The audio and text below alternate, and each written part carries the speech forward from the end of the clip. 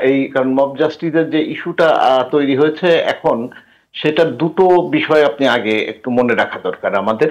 একটা হলো 5 আগস্টের আগে যে মাইন্ডসেটটা তৈরি হয়েছিল মানুষের মনের মধ্যে, অর্থাৎ যে ক্ষোভ তৈরি হয়েছে, তাদেরকে যেভাবে নিগৃহীত করা হয়েছে, সেটার একটা বহিঃপ্রকাশের ব্যাপার সত্যি সত্যি রয়ে গেছে। কারণ হলো একটা সিম্পল জায়গা হলো যে যিনি ব্যক্তিগতভাবে ক্ষতিগ্রস্ত হয়েছেন বা যার পরিবারের একজন গুম হয়েছে, অথবা যিনি জেল খেটেছেন পাশের কোনো ব্যক্তির জন্য অথবা কোনো অন্য দলের নেতার জন্য, এরকম যদি ব্যাপারটা হয়ে থাকে, তাহলে ন্যাচারালি আপনি সেন্ট্রালি আদেশ দিয়ে অথবা সরকারের মেকানিজম দিয়ে ওনাকে রাতারাতি মানে নিবৃত করতে পারবেন, এটা অনেক সময় কঠিন হয়ে যেতে পারে। কারণ এটা তো আসলে মানুষের ক্ষোভটা নির্ভর করে কতটা ক্ষতিগ্রস্ত সে হয়েছে সেটার উপরে, এবং এটা পার্সন টু পার্সন ভ্যারি করে।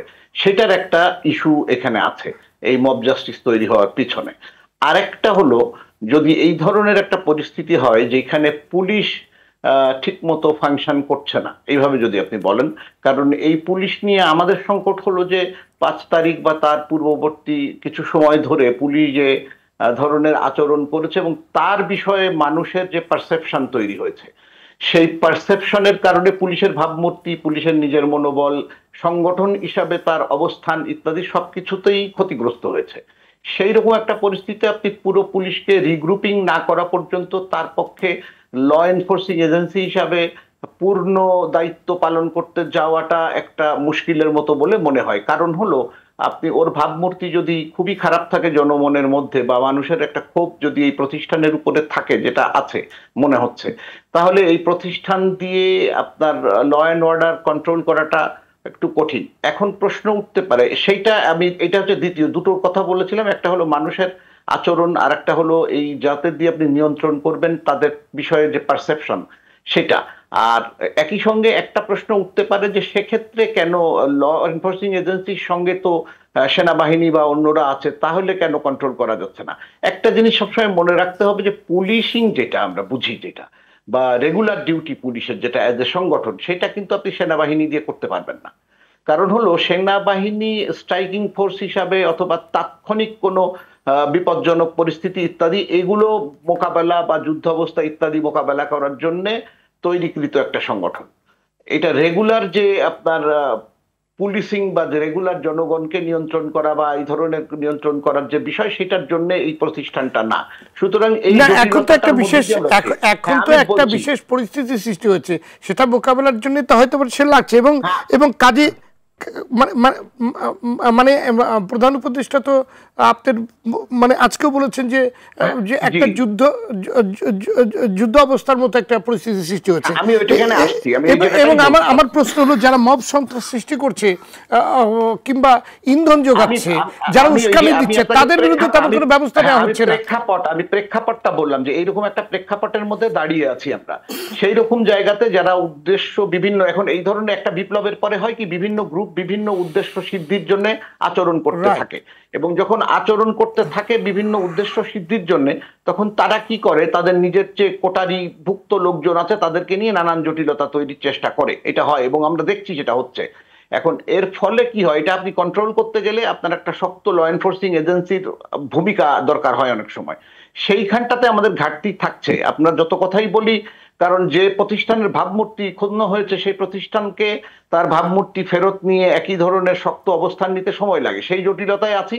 কিন্তু এই ফাঁকে যারা সুযোগ নিতে চাচ্ছেন, বা যারা আনরেস্ট তৈরি করতে চাচ্ছেন, বা যারা মনে করছেন যে তাদের বা আইডিওলজির একটা কিছু চাপিয়ে দিতে চাচ্ছেন বাকিদের উপর, তারা সংখ্যালঘু হোক অথবা মার্জিনাল হোক, যারাই হোক, তারা যারা চাচ্ছেন এটা, তারা কি করছেন, একটা মব সংগঠন করছেন। সংগঠন করে তারা তাদের মতবাদ বা তাদের ইচ্ছা বা উদ্দেশ্য হাসিলের চেষ্টা করছে সেটা। এবং একই সঙ্গে মনে রাখতে হবে, এইখানে এই আপনার ধরেন অপরাধী চক্র অনেক সময় আপনার অ্যাক্টিভেট হয়ে যাচ্ছে তাদের এই সুযোগ সুবিধা লুট ইত্যাদি এইগুলো করার জন্য।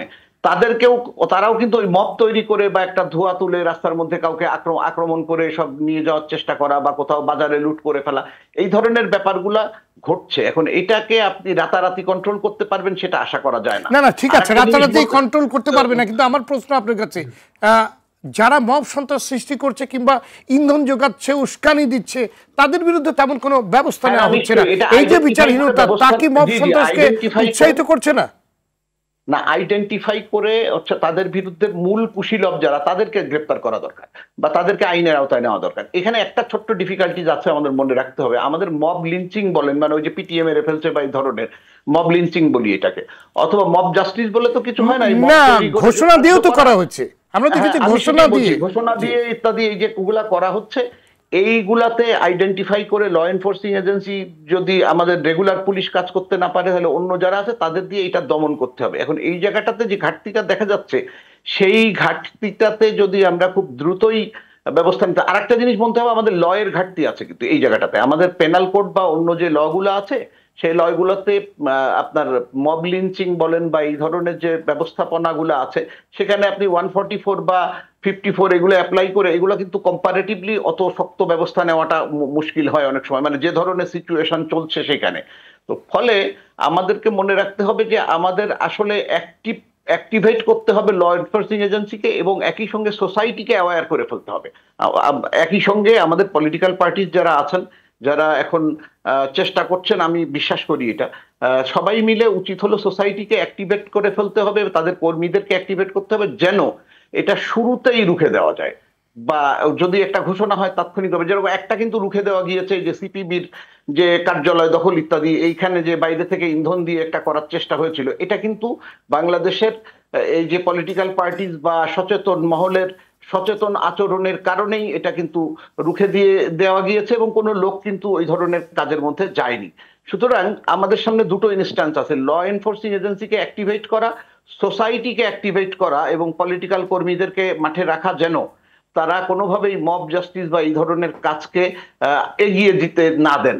আর একই সঙ্গে ল প্রয়োগের সময় আমাদেরকে যথাযথ প্রয়োগ, এক্সেসিভ প্রয়োগটা, এটা আমি আবার বলতে চাই, সেটা হলো যে ল প্রয়োগ করতে যে এক্সেসিভ প্রয়োগ যেন না হয়, কারণ সেই ক্ষেত্রে ইনোসেন্ট মানুষ অনেক সময় ভিক্টিমাইজ হয়ে যেতে পারে।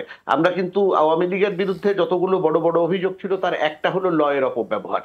এটা একদমই খুব সিরিয়াস একটা আপত্তি। ওই সময় যারা রাইটস অ্যাক্টিভিস্ট ছিলেন, আমরা সবাই ওই সময় বলছিলাম যে এইটা খুবই অন্যায়ভাবে আইন ব্যবহার করা হচ্ছে বিভিন্ন ইনোসেন্ট লোক বা পলিটিক্যাল কর্মীদের উপরে। এই ব্যাপারটা কিন্তু আমরা দেখেছি। ফলে আমাদের ত্রিমুখী সতর্কতার ব্যাপার আছে। একটা হলো ল এনফোর্সিং এজেন্সিকে অ্যাক্টিভেট করা, ল এর যথাযথ ব্যবহার করা, এবং সোসাইটিকে অ্যাক্টিভেট করা, যেন সোসাইটির ভেতর থেকে এই ধরনের এলিমেন্টসরা কোনো সুযোগ নেওয়ার সুযোগ না পায়।